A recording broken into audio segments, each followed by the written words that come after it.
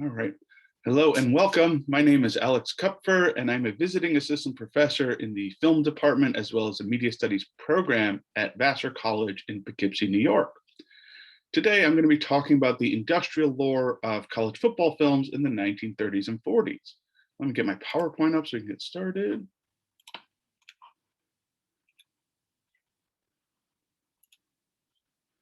Alrighty. So motion pictures are a central concern to the field of sports media studies. Yet scholars have focused on a relatively small number of works, typically fictional Hollywood features.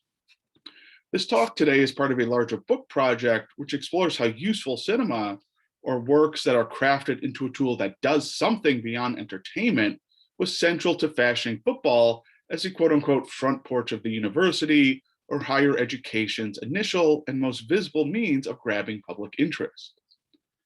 Specifically in this talk, I'm going to consider how motion pictures was central to the mythologization of the football coach as a venerated authority figure and media expert.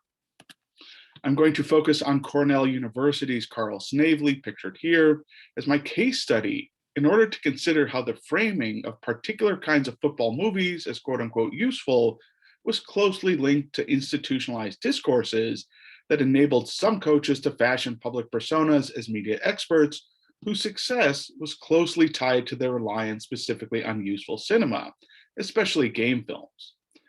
As you can see from this clip, there we go.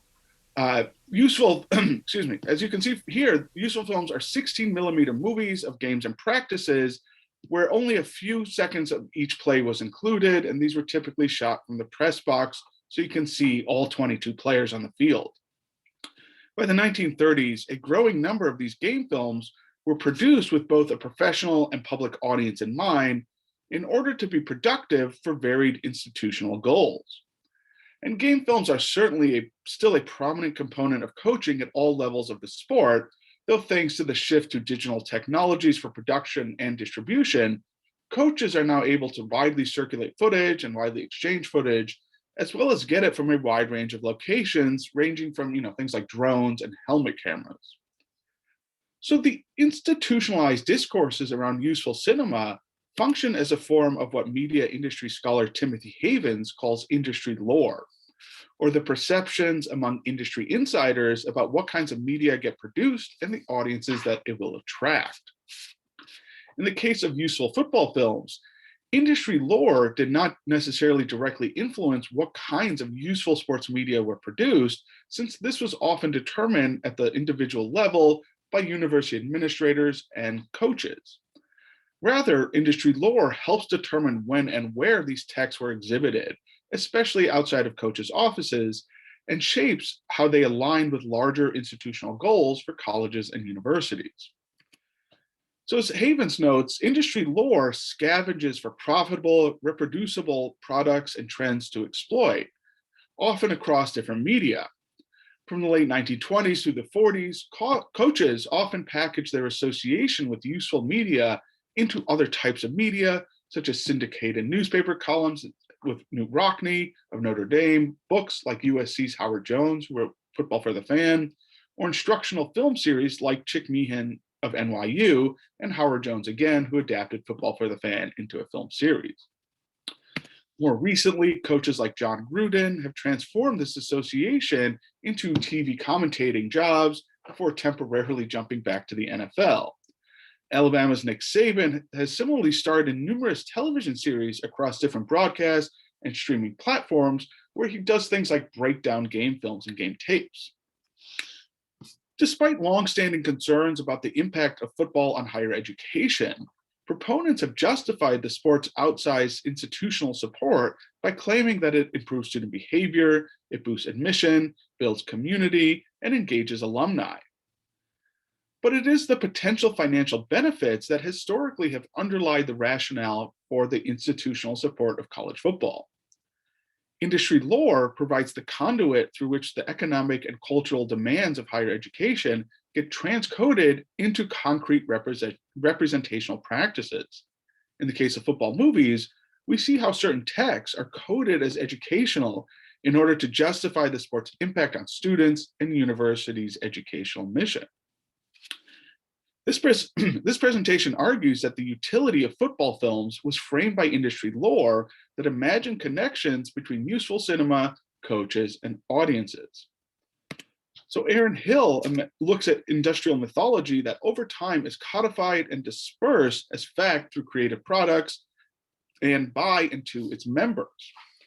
So industrial mythology in college football is linked to coaches' on-field success and positions coaches through useful cinema as being capable of efficiently informing viewers' understanding of the sport, as well as justifying why their teams are consistently successful.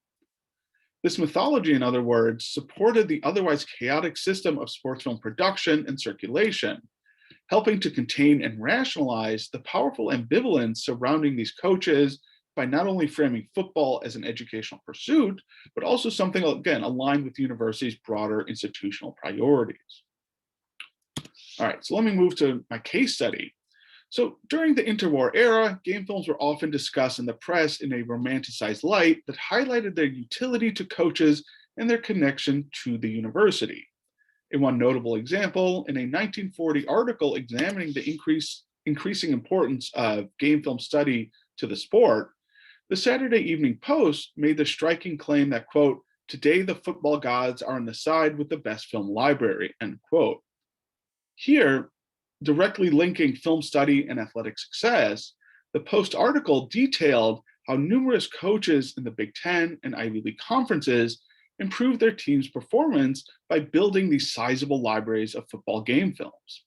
These libraries were built at schools like Harvard, Yale, Penn in the Ivy League, and Wisconsin, Northwestern, and Minnesota in the Big Ten. So the article specifically focused on the use of motion pictures by Carl Snavely, head coach at Cornell University in the Ivy League from 1936 to 1944.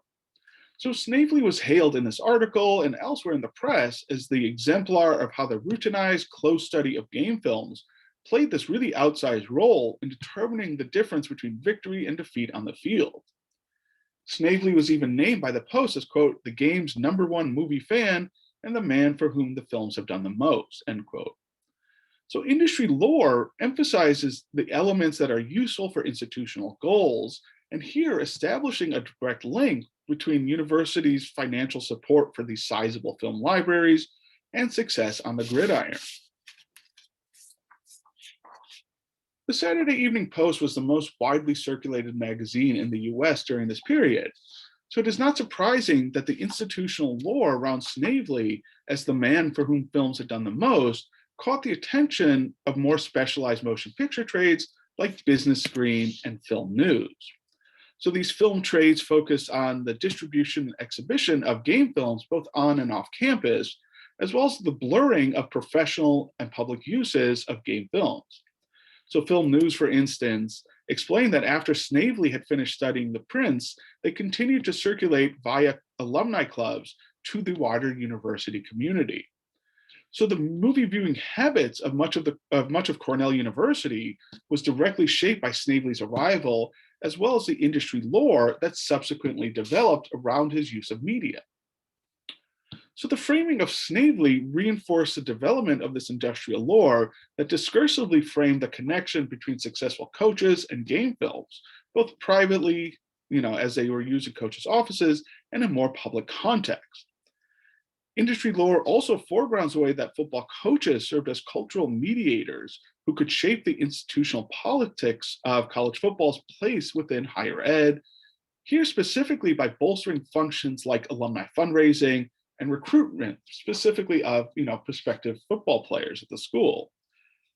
So changes in the production, distribution, and exhibition of college sports media have historically been linked to periods of on-field success. These sort of periods have resulted in national press coverage. The interest in game films by the wider Cornell community was connected both to Snavely's arrival as well as a number of successful years on the field. The team peaked between 1938 and 1940 when they finished each season ranked in the top 15 of the final Associated Press poll, including nearly being named national champions in 1940. At Cornell, the success resulted in the circulation of industrial lore that again connected useful cinema specifically to this improvement. Snavely's celebrity reputation was closely linked to what journalists hailed as his ability to extract meaningful information from game films. He explained in interviews that film study enabled him to repeatedly examine every aspect of a play, assess changes made in practice throughout the week, and have his teams approach precision. So multiple times during each week of the season, Snavely detailed what he learned through the meticulous viewing and distilled it for the rest of his team in written memos. So Snavely here positioned himself as a conduit of knowledge, somebody who could analyze and even translate game films into an accessible form for a much wider audience. So Havens notes that industry lore arises from and influences the institutional labor that media perform for industries. In the case of useful football films, this institutional labor often took the forms of alumni fundraising and recruiting prospective students. The relationship between institutional goals and cultural forms here was enacted through the Cornell Alumni's Office, the distribution of game films off campus after Snavely was finished studying them. So with Snavely, conceptions of useful cinema have organized and shaped coaches' involvement in film production and off-campus distribution. During Snavely's tenure at Cornell from 1936 to 1944, there are over 200 of these public screenings of game films across the US and internationally, predominantly at Cornell alumni clubs.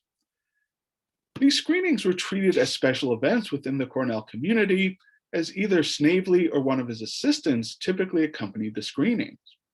This live accompaniment involved narrating the action on the screen, sharing anecdotes about the players and the team, or answering audience questions as the silent game films ran on the screen. The films were produced without a soundtrack.